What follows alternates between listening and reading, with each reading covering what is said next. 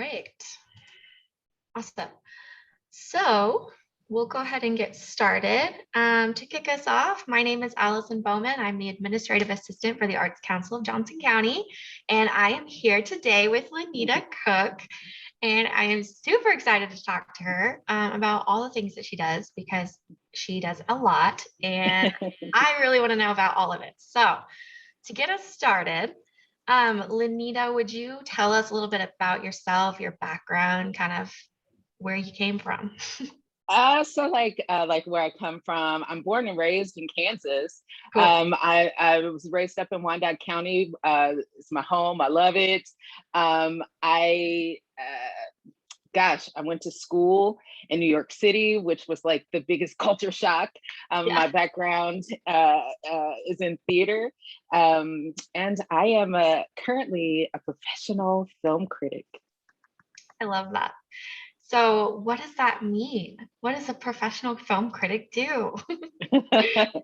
Ooh, that sounds like an easy question, but it's actually a big question, because we are having a lot of conversations around who is a critic, because, and this is, in a lot of industries, of course, with the advent of YouTube and all the digital platforms where it's open access, right?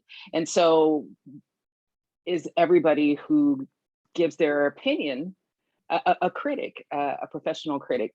And so for me, I think everybody has the right and opportunity to participate in the conversations around arts and entertainment, and talk about what's good and what could use some mustering, Yeah.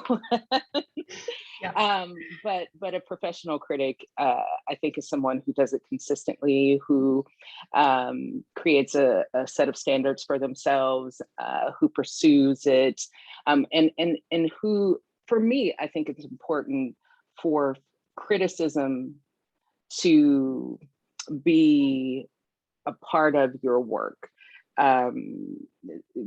helping people understand what criticism is, developing criticism as its own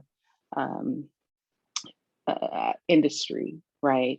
I think that I'm a film critic, so I'll talk specifically about film criticism, but I think that critics are an intricate part of any system. So the entertainment system, I think critics are important to the process. Yeah, definitely. Yeah. So you were born and raised in Wyandotte County. You went to school in New York. What did you study? Film? Film? No. I went to American Musical and Dramatic Academy. Okay. And I studied theater, acting. So it was acting. And it was at school that I realized, oh, these people are serious, right? Yeah. And for me, acting was something that I loved to do, something that was fun, but it wasn't something that, I was willing to make sacrifices for, something that I was willing to be cutthroat for. Yeah. It was something that I wanted to do for fun. And so it was there that I realized that I'm a creative individual, but I need to find what it is I really want to be doing. So, yeah. I like that. And that whole windy road has led me to film. Yeah, I know. I feel like that's like the key. I feel like people spend their whole lives trying to figure that out. But I'm glad you are where you are. That's really cool.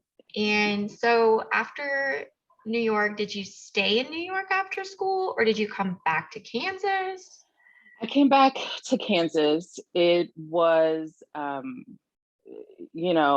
me, New York was lovely. It was lovely, but I am definitely a Midwest girl. Before I lived in New York, I thought I was a big city girl in a small town, and I was like, no, I'm a small town girl. Yeah. And there's nothing wrong with that. I think that people do have to go out and get their experience, and so find yourself. do the thing that you need to do to find out where you fit, find out who your tribe is, who your people are, that kind of thing.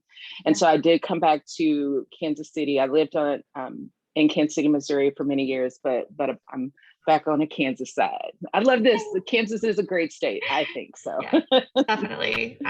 Born and raised in Kansas. I lived here my whole life. I'm a Kansas girl. So yeah, I feel that. One of my elementary school teachers was like, before class would be like, "We are Jayhawks. Say it." I love that. Like, yeah. okay.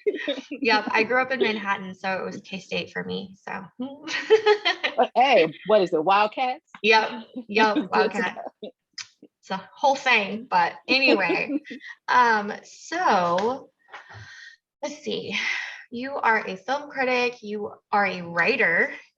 So you contribute to magazines, websites, news. Yes, All the yes, above? yes, yes, yes. So let's back it all the way up. Yeah. So I'm a Kansas City-based film critic. I contribute to KCTV5, our CBS affiliate. I contribute to Kansas City Magazine, Women's Lifestyle Magazine out of Lawrence, which is amazing. It is so. And to blackbeebuzz.com. But Women's Lifestyle, this is the first time I've been published in a magazine where you write an article and then it's in print and it's got all these beautiful pictures to go along with it. And a photographer goes out and shoots the subject. And it's just like, it was like my first time doing that was with Women's Lifestyle magazine. I just think they're incredible, and the way the experience writing with them has been just wonderful. That's awesome. Yeah. So how does that happen? Do you write something and send it to them and say, "Hey, I wrote this," or do they ask you? Or so for this experience, I'm a contributing writer. So I try to publish something in every in every edition. And in the beginning, we really wanted it to be film-based, or I thought this would be film-based. I'm a film critic. I talk about movies. This is what I'm enthusiastic about. But then, I've written an article on motorcycle riding. I just learned one of the cool things I got to do in 2020 was learn how to ride a motorcycle, something I wanted to do since I was very little. And so I wrote a piece and they published that as well. So, awesome. But yes, I have an editor. She says, "Hey, this is coming up. These are your deadlines. Give me this piece." We do get to pitch ideas to our editor, and she will say, and then shout outs to Anne. She will say, maybe try this, or so it's a gig. Yeah. So do you have a motorcycle? I do have a motorcycle. I love that. so and it was really strange because I had always wanted to ride, and my boyfriend, who I did not know could ride a motorcycle because he's pretty, to me, very straight-laced. He's different from me, where he's like a very math type person. Yeah. I said, I really wish I had a motorcycle. And he drove down to some town in Kansas and came back with a sports bike. And I was like, "Dog, I don't know how to ride this." Awesome. That's so cool. Yeah. So I learned. That's something that I wanted to do, but I don't think I'll ever do it because I'm too scared. I will tell you, motorcycle riding can be scary. There's a lot that goes into it, a lot of buildup of things that you hear, things that you see. We know that it can be a dangerous experience, but I think the key is just getting the right teacher, being very cautious, and taking it seriously.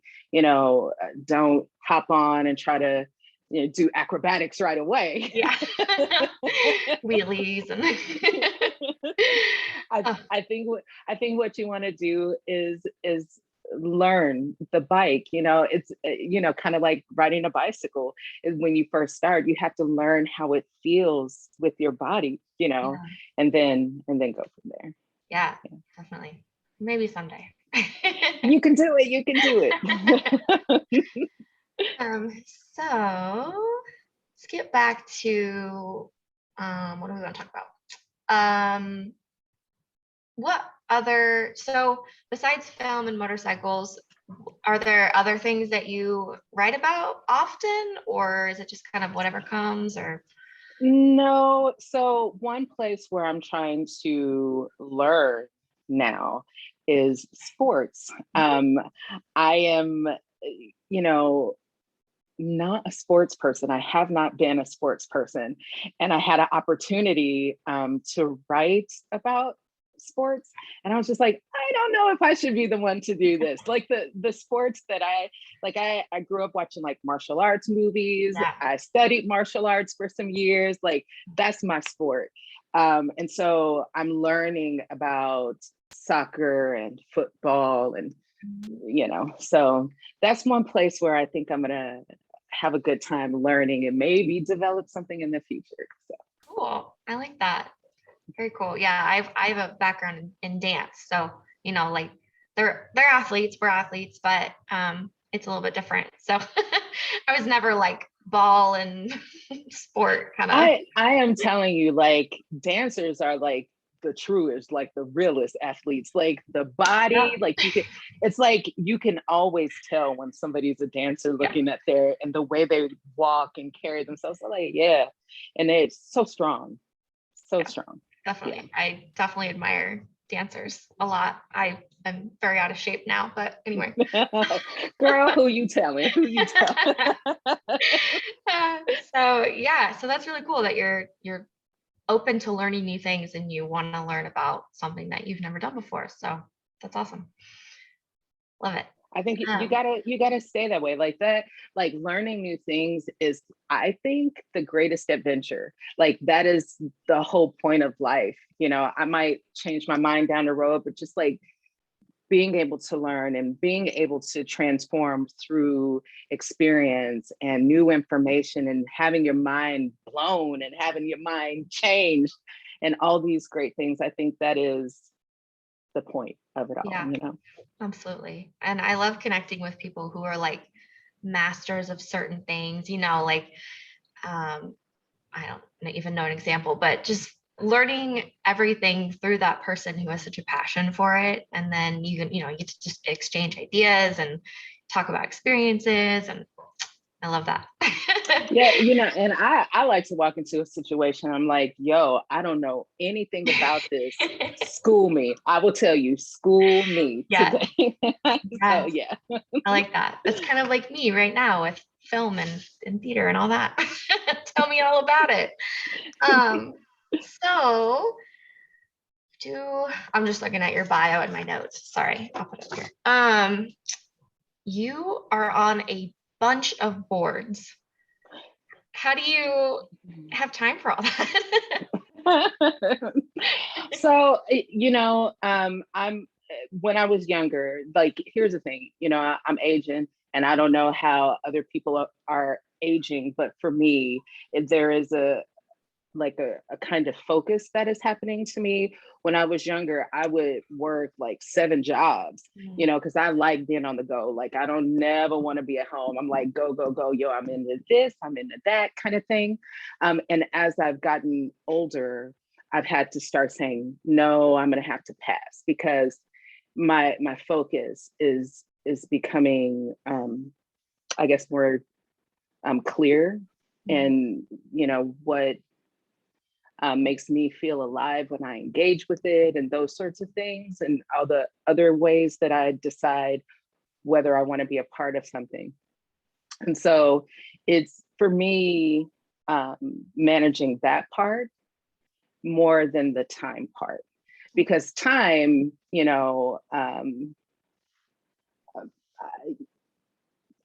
I work off of a little bit of sleep, make sure I'm well rested, but I don't yet need 8 hours, I'm good with 4 hours, 6 hours. And so here's the thing. I see myself as a little bit boring Oh, because everything I do, everyone that I hang out with and that I engage with they are a part of the arts. They are a part of the process in some way. And these are the people that I love. This is the way that I love spending my time. So for the most part, largely, there's no distinction between the work that I do and the play that I have, it's all this fun and adventure for me. So I love it. Yeah, that's awesome. So a couple of the boards that you serve on are, do you want to tell us instead of me just reading them? Sure. So I'm on the board of the Kansas City Film Critic Circle, which is such an honor to be with these critics who have been doing the work for such a long time, who kind of have shaped the way that we do things, the relationships that we're able to have with the studios, and then younger people who are like ready to come in and change the game. It's just really great to be able to be in this organization of people who also understand. I think that film criticism, and I hope I'm not like a defeatist or anything, but I do think that criticism kind of gets a bad rap, right? People think critics are the enemy. And first, we're artists. Also, we are writers. We are personalities. We have to, develop and hone our craft like any other artist. But then I see critics as liaisons between the artist and the audience. And so, we develop an expert opinion that in and of itself is work. And so it's really wonderful to be in this organization of other professionals who kind of understand what we do as important. Yeah, definitely. And I'm also on the board of the Johnson County Arts and Heritage Museum, which is awesome. So cool. So what do you do? What do you do for that board project? I am the current chair of the foundation board, and I have to say hello to Larry Meeker, who is a friend and a mentor. And so I'm just really, again, learning from everybody. I have to say, hey to Mary McMurray, the rest of the board. She's the executive director, and she and I, we work closely. The board works for the fundraising of the museum, and then just building relationships. And have you been to the museum? Yeah. Of course. Yes. It's great. It is amazing. Everyone should go. So I used to go ice skating there when it was King Louis, and I hadn't been to that building in years. And one day Larry said, hey, meet me over here. And I walked in, and it was like walking into a wonderland. It was like, oh my goodness. And it was like all of these things that you thought maybe disappeared, and especially from your childhood, like signs that you would drive by, those sorts of things. And they're right there. It's just really wonderful. Yeah, definitely. And I have to say, it's the only museum I think that I've been to that has a full house in it. The electric house. Yeah. It is so cool. And friends, the Pruitts, they provide these Christmas trees to the all electric house during the Yes. Cool. That's a sight. When I saw it is a sight to see. I love, so in the electric house, there's this exercise thing that used to be in my it's not the one, but my grandmother used to have one in her house when I was little, and you wrap this band around your body and it would shake you. Yeah. and when I saw that, it's things like that just take you back. Take you back. Yes, it's really cool. That's awesome. I wonder, no, I don't know. So Okay, so you're on that board. You are you're on the, did you talk about the advisory board of the Oh, School of Visual yes. Arts? So, yes. So, Avila School of Visual and Communication Arts, I also serve the advisory board over there. And it's just really cool conversations that we're having. I mean, I think we're having the same conversations that most institutions are having, and it's how do you serve Mhm. during kind of, because this is a great time. Like, this is a great time, the gap where there is a transition, Mhm. right? And so how do you serve students who are used to getting their content digitally in a traditional setting? And so we're having these wonderful conversations around that, but who isn't, right? Yeah. Yeah. Yeah. So and I feel very privileged to be asked to be a part of kind of putting our heads together around that. Yeah, that's exciting. This is definitely a time of change, and I think change for the better, hopefully. So, Yes, change for the better. I'm gonna tell you about this county council meeting I went to in another state. And it was, a friend of mine was just going, and I went, and they were talking, and this was maybe in the 90s, and they were talking about technology. And I was so closed off, right? I was so closed off to the transitioning. I'm like, down with the computers, Mhm. down, I grew up and we were still using MS-DOS, Yeah. And so as the social media and stuff, I just raged against it. And it took me a while to see it as an opportunity, see Mhm. it, and so that is, now I feel like my new excitement, I'm catching up. Yeah, definitely. I think social media is a great tool for artists and sharing, and it has its downfalls, but I think for the most part, I think it's a good thing. Yeah. So have you, okay, I know the answer because I'm looking at it, but have you traveled for when you go to festivals and volunteer and that kind of thing? Sure. So I do consider myself not just a film critic, but a filmmaker and artist supporter. Yeah. And one of the ways that I do that is through volunteerism. I got to volunteer for or at the Sundance Film Festival.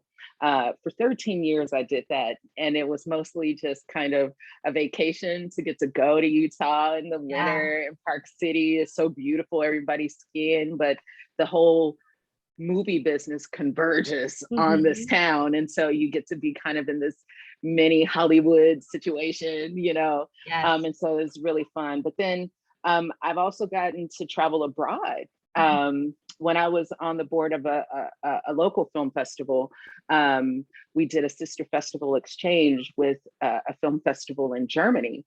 And so we actually got to go there and take a Kansas City film, a Kansas Oh, film. Yeah, wow. so it was great. It was great. That's awesome. So what kind of volunteering do you do at the festivals? Is it like, yeah, I guess, what do you do? Well, it depends. So a big major tier one festival like Sundance, like you really have to apply. And Mhm. when I first started, I applied for paid positions. So of course we had to be interviewed and stuff like that. I will tell you, I took a position. So they have different levels of volunteers for that festival. They have full-time, half-time, and sign up, I think. And for full-time, you get these full-time badges that give you access to any and all of the movies, even like the press screenings and stuff. Cool. At the time, I don't know how it is now, Yeah. and but you had to work a full-time shift.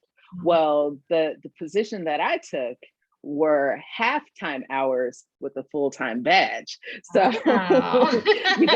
you got to do all of the same festing as a full-time volunteer, but half of the commitment so that you could really experience Sundance. And for me, that's where I learned kind of what I want to be doing in terms of supporting, because it took me a while, because first it was all about me. I'm going there for a vacation. I need a break, kind of thing. But then I started realizing, like, these artists, these film artists, these composers, all of these people who collaborate on a piece of art, they know their dreams are coming true. And it's such a distinct and strong energy when people know that their dreams are coming true. And I loved being in that energy. And I said, how can I be a part of that? Yeah. More than a couple of weeks a year, and so being there when artists' dreams come true, that's like a huge joy of my life. So That's awesome. yeah. Very cool. You don't still volunteer at Sundance, do you? Not I, currently. I do not currently volunteer. It's been a couple or a few years, about 3 or 4 years since last I volunteered Yeah. for them. Yeah. It I'm was, sure. and it, Go ahead. I was gonna say, and it was really cool because I did that first position for a while, but then I also worked in theaters and just Yeah. got to do like a lot of cool stuff. Yeah. It's a Very great cool. experience. So I guess what I was gonna say, it's probably changed a little bit because of the pandemic, the way that they do things. But in a general sense, one of the questions I have for you is, has your work been different since the pandemic? Like since venues closed, or did you kind of just embrace the fact that people were going virtual? What was that like for you as a critic and a filmmaker and an artist supporter?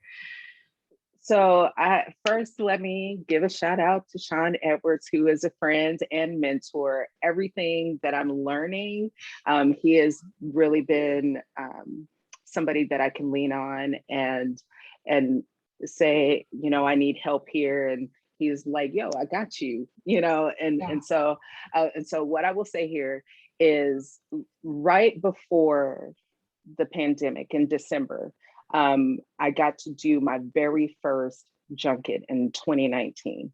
And I went to Chicago and I interviewed Sam Mendes and actors and writer of 1917. It was my very first junket. Wow. And then right after the pandemic happened. So I have been on one in-person junket in my whole career as a critic. All of the rest of them have been virtual. And so everything that I know about interviewing and, massive talent, most of it is via digital platforms. And so in that way, COVID had an effect, but for me personally, this is just the name of the game. This is kind of how it's been for me. But it's also been really good because I think that has increased access. Yeah, in that way. I will say, I've been with KCTV5 for a few years, and since the pandemic, I haven't been in studio, and so I missed it's different when you are, recording your reviews and sending a file in versus coming in and having the co-host, sitting under the lights and in front of the camera and being live. And it's like, the thrill of it. The thrill of it. That's right. And in terms of volunteering, like everywhere, most of what we do is via Zoom, We're having meetings via Zoom, and I think that things are changing with the vaccine, where people are wanting to go in person sometimes. But I think this is another place where we have been altered. I don't know that we will completely go back to in person. I think we miss each other. Yeah. But I think there's something very convenient as well. I can have several meetings a day if I don't have to drive there. Exactly. Yeah. Yeah. You could talk to someone in Chicago and then talk to someone in LA the same day, Yep. Yeah, I can definitely relate to what you said about, you know, the, the pandemic, dealing with that and working in that is kind of what right now because you started right before it. I can totally relate. I started this job in March of 2020. And I know people who watch our creative conversations know this already, but it was like trial by fire. But it was like also one of the best experiences I've ever had, because it just opened me up to so many new things and just, getting to learn about nonprofits and arts advocacy. And I feel like the last year and a half, I have learned more than my entire life before the pandemic. And yeah, so it's been good and bad, but I think with the vaccine and with performance venues kind of opening back up and, seeing where we're at, I think, yeah, I think it's going to be good. Yeah, I think, we had to be so innovative Yeah. to make things happen. We really, really know what we're made of. Like, we're not going to stop. We're not going to quit, kind of thing. I think that's the big leap that we've all taken kind of together, is maybe we questioned what we were capable of before, Right. who we are, what can I actually do? And I think now, it's clear, like all the Beyonce songs, I'm a survivor. Yes, for sure. Yeah. And I feel like I was just able to bring, I mean, I don't have a lot of like experience. I'm only 25. I've only been working in the arts for a few years, but um it was really cool kind of being in that position because there's programs and there's events that were done a certain way for 15 years, and then once the pandemic happened, we had to figure out how to like completely redo it or come up with a new idea or a better way. And in a lot of ways, and I'm speaking just for our organization, we were able to like streamline programs and make them better and more accessible. And it's been really interesting. So Yeah, I mean, the massive creativity is something that we've also gone through together. yeah, So for sure. I'm with you. Yeah, I'm with you on that. Bonding experience. All over creative. I mean, it's true. And that's another thing. You said you're 25 and you haven't been like, that's the thing that I've learned to appreciate, also about myself, because as you get older, you start wondering, I guess, how relevant you are in certain areas.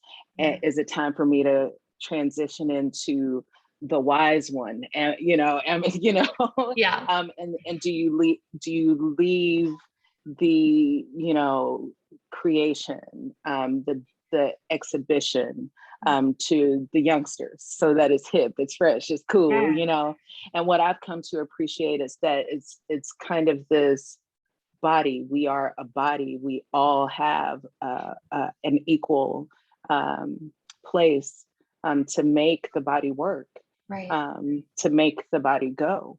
And so I really came to appreciate that, and trying to figure everything out, Yeah, definitely. I love that analogy of making the body work. I think that's great. And it's so true. And yes, like, young people can make things relevant and hip and whatever. But at the same time, if we didn't have people with the experiences and the ability to mentor, I mean, where would we be? So yeah, it's a machine, and I think it's well oiled. So let's see, what else have we not talked about? Oh, duh. Okay, so you are the current East Central Kansas field rep for the Kansas Creative Arts Industries Commission. So can you tell us about that position and what it is? Yes. I am going to say this. For me, the way that I am interpreting the position is that you take people, artists who are organizers or strategists, or have these other who are networkers, and you bring them together to help cinch artists and arts organizations together through grant support, making sure that they know what resources are available. And I think that's what we do as field reps, is say, I'm here for you. And the thing that, and I'm very new to the role. And so I am leaning on everybody. I'm sending emails and text messages, and what's this mean? And what do I do?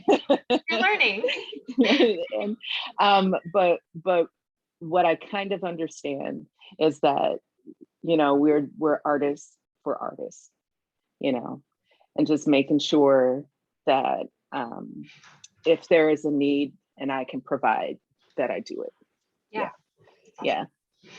So as East Central, that you serve Johnson County, is it, what other? Johnson, so Kansas, so Johnson County, Wyandotte County, and then on through Lawrence and Topeka, Douglas and Shawnee. So it's I think the smallest region, if I'm looking at the map. Yeah, there's some pretty massive regions where there are field reps who are making it do what it do.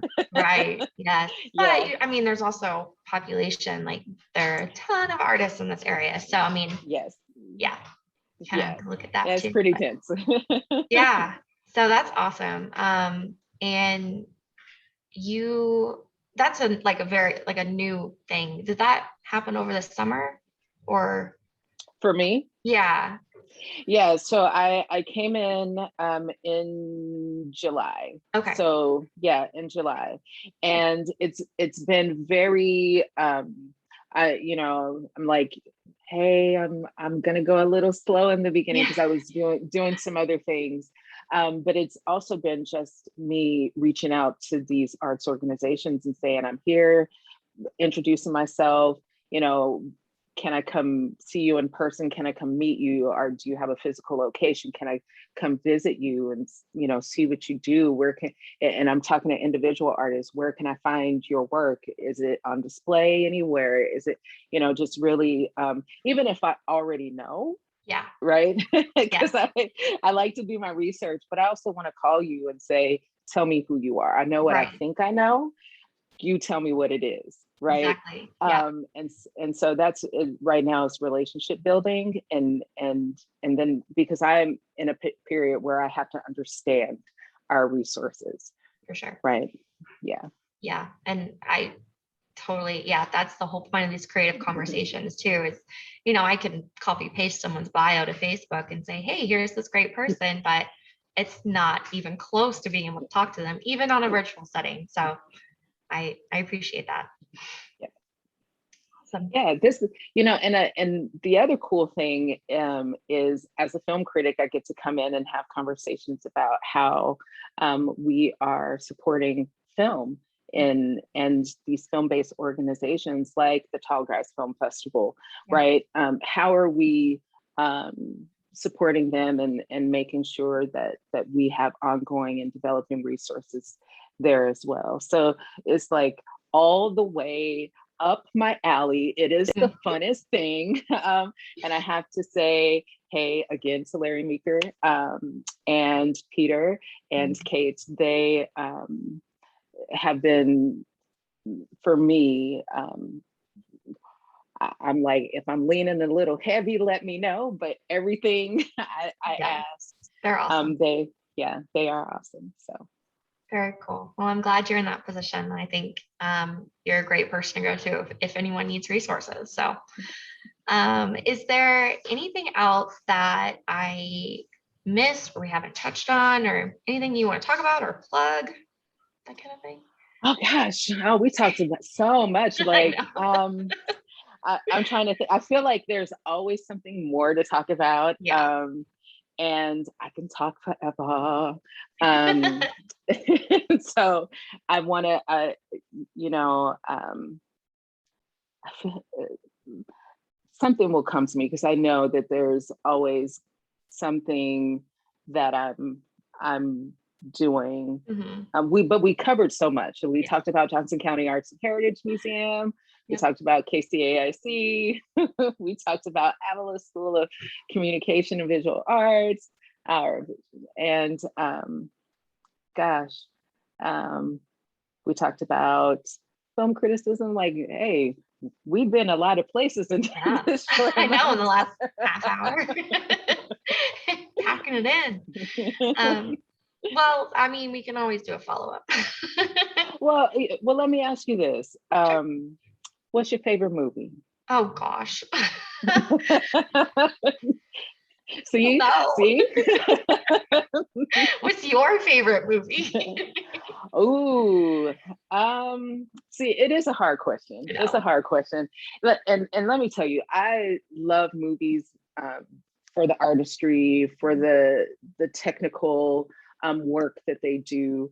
But I definitely love movies for the way that they function in our lives, the way that they create memories in our families and friend groups.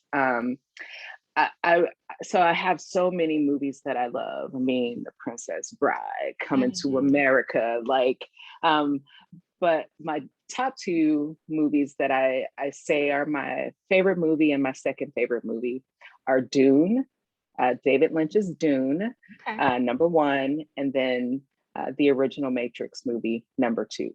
So Got it. I, I love a good sci-fi. I think people would um, debate whether Dune is good sci-fi. Yeah, it's okay.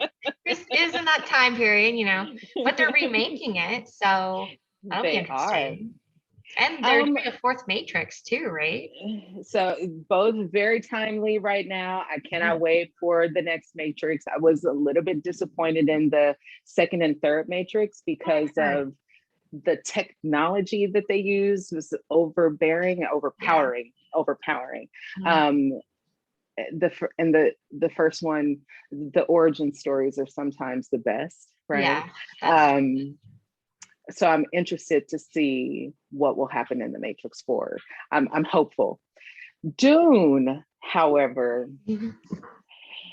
I don't know if I'm super excited yet. I'm waiting. I'm waiting Mhm. because Dune was one of those movies where I knew all the words to the movie. Yeah. My son's name is Muad'Dib. Okay, so like I love this movie, and so as a film critic, I'm excited. I do love Denis Villeneuve. Is that how you say? I don't speak French very well, um, and I appreciate his work and some of the cast. I have enjoyed their work in the past. Timothy Yeah. Chalamet. I'm on the fence Mhm. there. Some of his work I've been like, yes, okay, I Mhm. think I like this actor. And then sometimes I'm like, I'm not sure. And then and it's not just him, it's holding him up to Kyle MacLachlan, who was Yeah. the original Paul Atreides. So I'm just gonna have to go in. I'm gonna keep my heart open.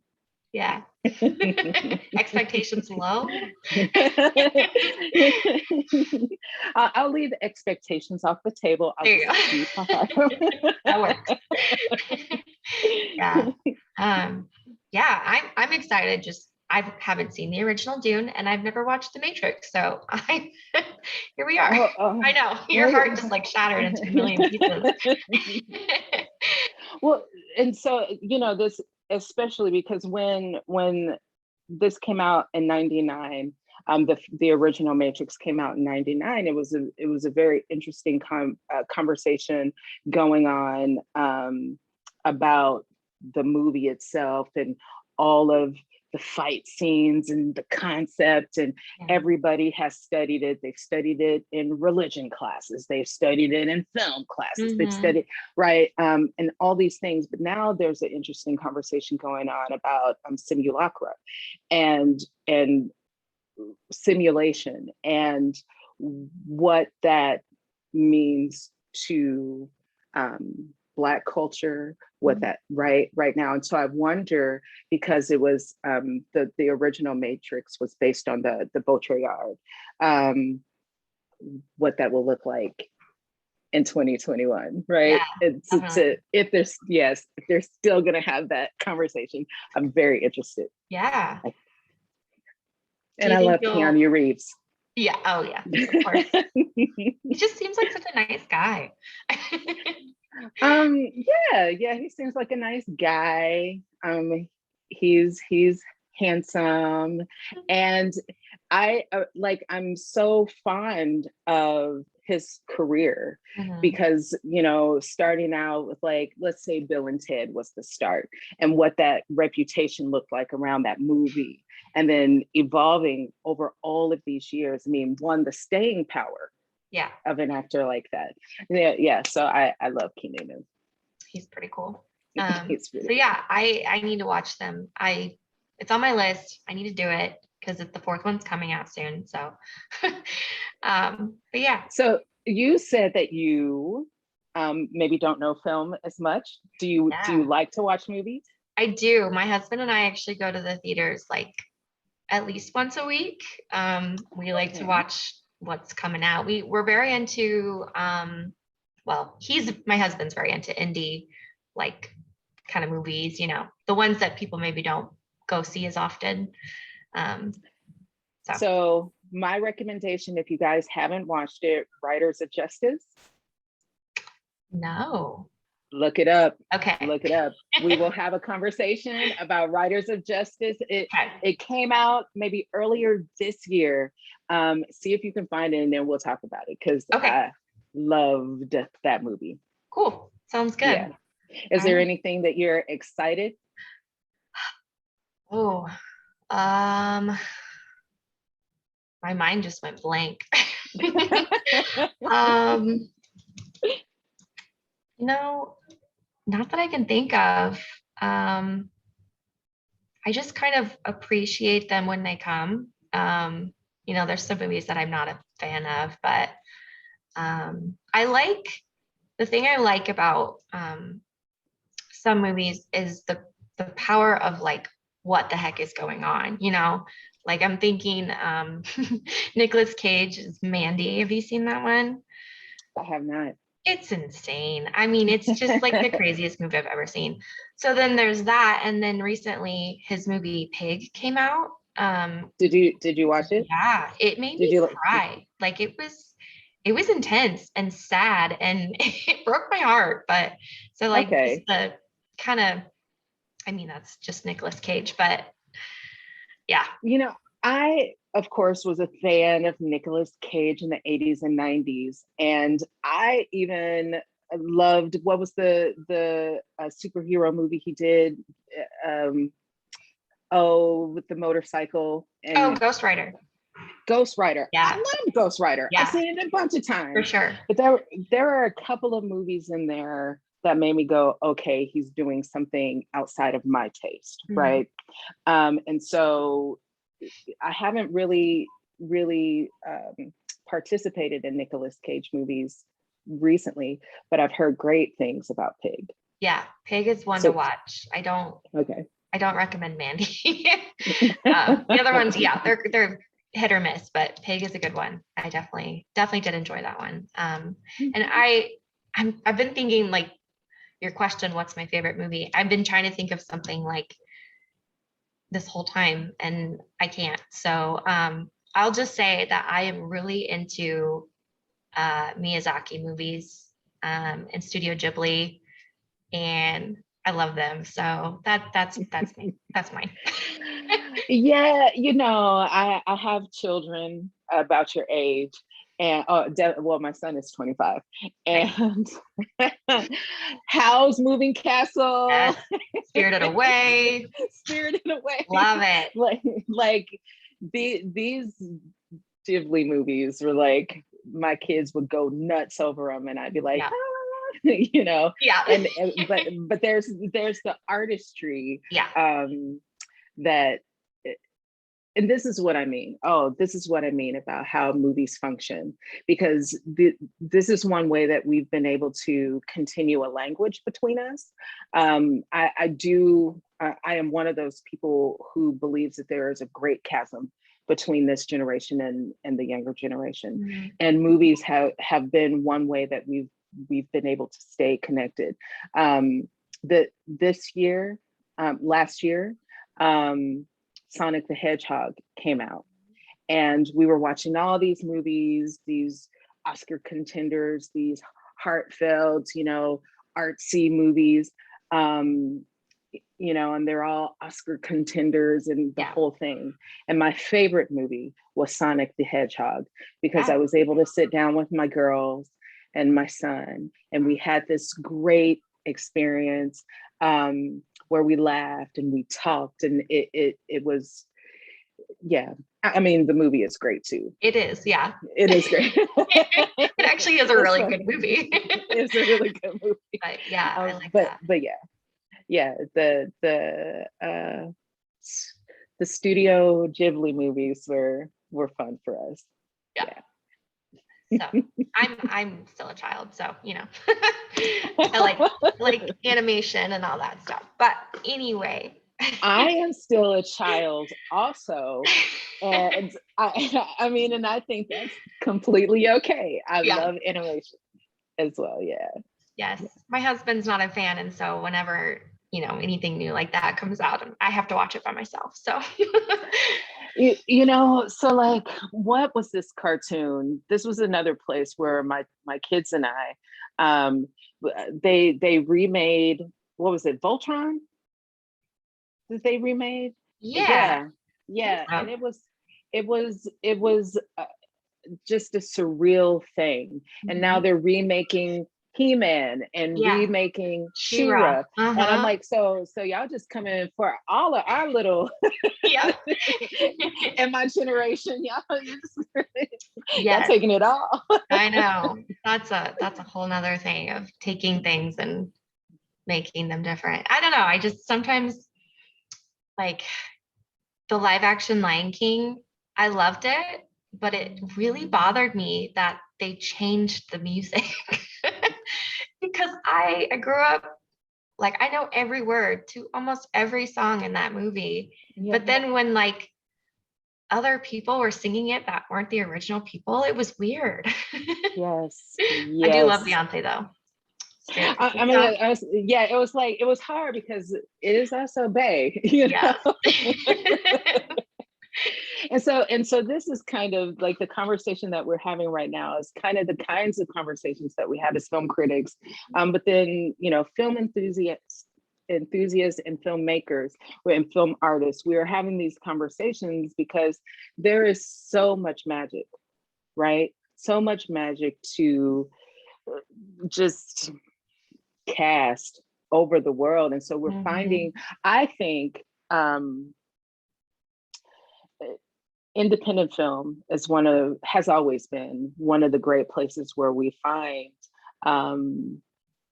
that quirky magic, right? And that is where I think we're able to continue to move forward, right? That this is where we're not getting stuck in the system, like you said, this machine. We're not getting stuck there because of independent filmmakers.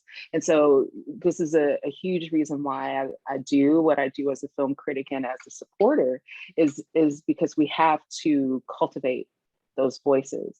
We have to create the opportunities. It can't be such a mystery. When I was coming up, it was like so difficult to find how to structure a screenplay, how to, you know, construct a story. What are the story beats? Like, I mean, just like the basics, it was very difficult to find those things. A part of it was because you had to get in your car and drive to the Barnes and Noble and buy a copy of the Right. Screenwriter's Bible, right? Right. Where now I can watch a series of YouTube videos and have an entire film school experience. Yeah. But we have to make sure that the people who are looking for those resources, looking for that knowledge, looking for that experience, have easier access. You know, barriers to access, you know, they have to be, I don't want to be so harsh, but demolished is Yeah. a good word, you know. Yeah. And so, yeah. Absolutely. So. Well, I could talk to you all day, but I will, it's been an hour, so I will let you go. But we will talk soon, and I'm excited to watch that movie. So thank you so much for being on our creative conversations, and I hope you have a good rest of your day. Well, thank you so much for thinking of me. It has been a blast. It's been a joy to be here. I've had a great time. You're so much fun. And I can't wait to talk about Writers of Justice with you. Yes. All right. Bye.